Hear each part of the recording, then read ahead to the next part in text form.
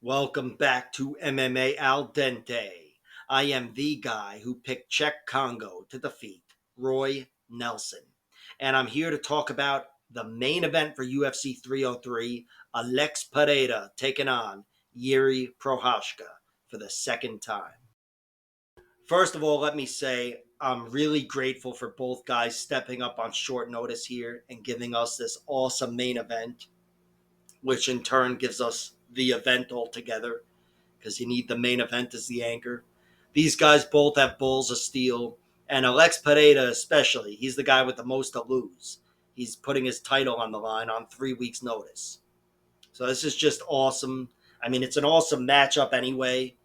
These guys are both psychopaths. You have the samurai psycho versus the savage psycho. Each guy's got the haircut and the face paint and the intense stare down. They're going to give us a show anyway. But it's awesome that they're stepping up on 3 weeks' notice to do it and do so for the second time. I believe each guy recognizes that this is the most dangerous opponent for him in the world, the most likely guy to knock him out anyway. So, again, huge credit to both guys. I am picking Alex Pereira to win here. And a good portion of that is based on the first fight, which was not long ago at all. A year ago, maybe less, whatever.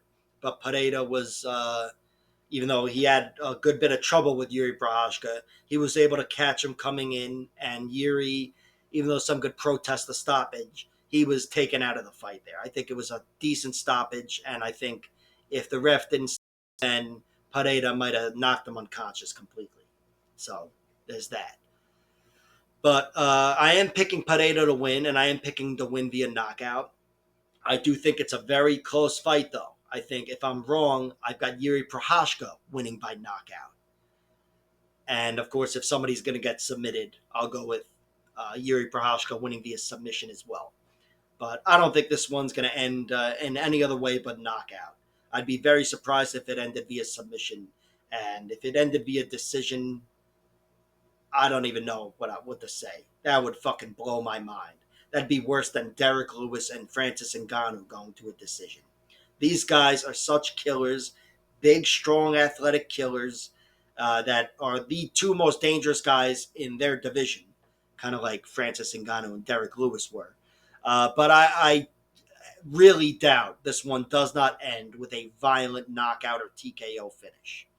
And I will look for that prop because it might be interesting at fucking 20 to 1 or whatever. But let me talk about their losses. Pereira's got two. Israel Adesanya knocked him unconscious 2 years ago, whatever, year and a half ago. Really wasn't that long ago, whenever it was. And he was just, Pereira was all over him, about to finish him, it looked like, in a similar fashion to how he finished him in their first MMA fight. And maybe he got a little overzealous coming in for the kill and got clipped with some big overhand rights from Adesanya, who's not exactly Mr. Overhand Right, and Pereira went unconscious. It's not the end of the world because he's since moved up 20 pounds, so he's not sucking the extra 20 pounds of water out of his body, and I think he's in much better shape for fighting at light heavyweight. But it still is a complete knock the fuck out knockout loss, and it was within the last 2 years, and he is almost 37. So, at the very least, it's worth mentioning.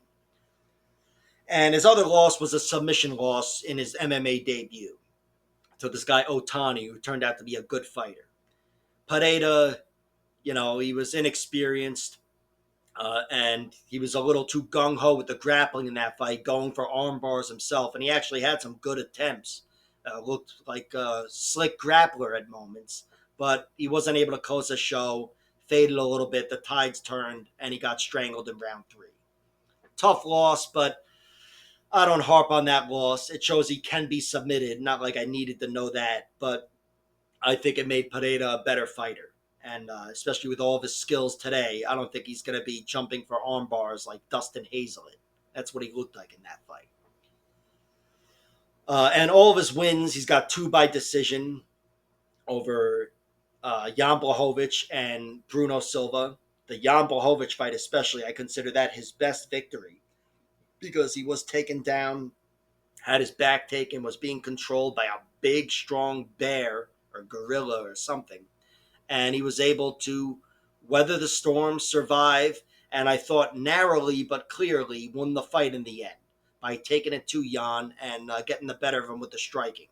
It was close, but Pereira definitely won, and he showed a lot of great traits to win a fight like that in that exact fashion. You know, with him being the one to take over generally. And his other win was over Bruno Silva. Really tough guy to knock out, even though he's been knocked silly a few times. But yeah, that was an easier fight for Alex Pereira. Not that it was a total cakewalk, but he did well. And every other win of his is a knockout. Every other one, he's just killing guys left and right. And we've seen it at the highest level. I mean, the best knockout win he has is against Jiri Prochazka in their first fight. But of course, in April, we saw him get the UFC 300 knockout over Jamal Hill. He's as deadly as it gets, Alex Pereira. I'd say he's the most dangerous guy in the sport. Once you factor in submission grappling, gets a little murky. I don't know. Could be fucking Tatsuro Taira. I don't know. But Pereira's the one guy I would not want to get hit by. And maybe second on that list would be Jiri Prochazka.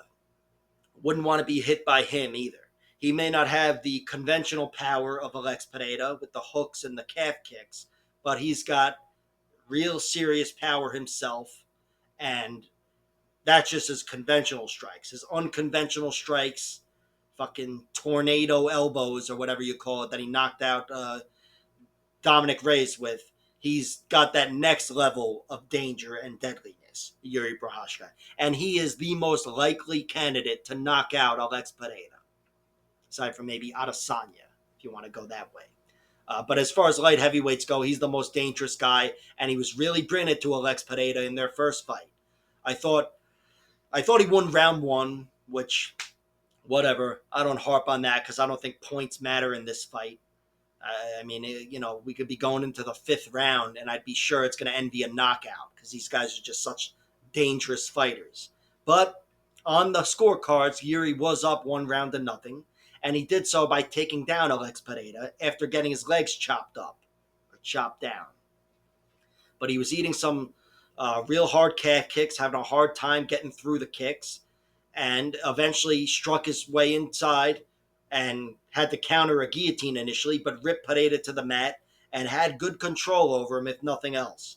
Yuri's not Mr. Jiu-Jitsu, and he didn't advance on Pereira, but I do think he's a better grappler overall than Pereira, and I do think he's got any sort of fight on the ground, he's going to be winning. Whether that's just neutralizing and controlling, trying to smash, or trying to submit. Jiri Prochazka's got more to offer on the ground, and that might be the way to go here in the rematch. But as for finishing touches, Jiri, I can't deny he's got it. I mean, he's the guy who tapped out Glover Teixeira in round 5. That's one of the best submission victories ever. But it was kind of a sloppy submission win. It was after an exhausting 5-round war, one of the best fights ever, maybe the best fight ever, and a fight that was so up and down and so crazy that I feel like anything could have happened in the end. I just spent like 30 seconds taking away from what I called one of the greatest submission wins ever. But, if you saw the fight, that was fucking madness, that fight. But Jiri altogether, he's not that big of a submission threat, just despite that one submission over Glover Teixeira. The last submission he has before that comes, I don't know, over a decade ago. It's been a long time. He's definitely got more going on the ground, but he's a striker, first and foremost. Yuri's losses, well, first let me just talk about his wins. He's got 30 wins, 1 decision. Just 1 in 30 wins, which is fucking crazy. He's got 3 submissions that I talked about, and then 26 knockouts. He is one of the most potent finishers ever, and one of the most deadly strikers ever. I know he's going up against a guy that I consider to be his superior in that regard, but Jiri Prochazka is definitely in the realm of overcoming all that and knocking Alex Pereira out. And even on the feet, with him, as far as pure striking and points goes, Jiri Prochazka has got to get by those leg kicks, but he's got a lot to offer on the feet. Switches stances and strikes very effectively, and of course, once he abandons all the conventional shit, he's as dangerous as anybody when he gets wild. On the flip side, when he gets wild, he's more vulnerable, as is the case with most fighters, and that explains some of his losses. He's got 4 losses, all 4 via finish. One comes via submission, and that's way back when to this guy Abdul Karim Edilov. That's a rear naked choke in 2 minutes. It was 11 years ago, whatever. Another TKO he has was on the ground to Bohan Velikovic. Bohan's a former UFC fighter, 6, 7 years ago, whatever it's been. And of course, this was 12 years ago, their fight. So it's forgivable in that he lost to a UFC fighter 12 years ago, but it still was a TKO on the ground. And since then, in the last 10 years, he's only lost twice, and they're both by knockout, where he got caught coming in a little sloppily. Against King Mo Lawal, he had his hands in his pocket, like fucking Alanis Morissette, and he walked right into a big overhand right. What do you think of my Alanis Morissette references, huh? Isn't it ironic? All right. But King Mo knocked him out. King Mo was a beast of a wrestler with one hell of a right hand, and Jiri just left himself vulnerable there. Of course, he won the rematch a few years later, knocked out King Mo in round 3, but we're talking about the losses here. And then his other loss was to a fella named Alex Pereira, and that was last year, November of 2023. Really wasn't long ago at all. And you can protest the stoppage because it wasn't the cleanest stoppage, but he was fucked up, clipped with a short right hand coming in, and then hit with those short elbows where he wasn't unconscious. But I think you give somebody like Alex Pereira another few seconds, another few strikes, it could have been the end. He could have been knocked unconscious. Either way, the fight was stopped. I don't think it was such a bad stoppage, but sloppiness is what caught him there. And that's what I think will be the story here in this fight. As for Jiri turning things around on the feet, he was really bringing it to Pereira right before that knockout.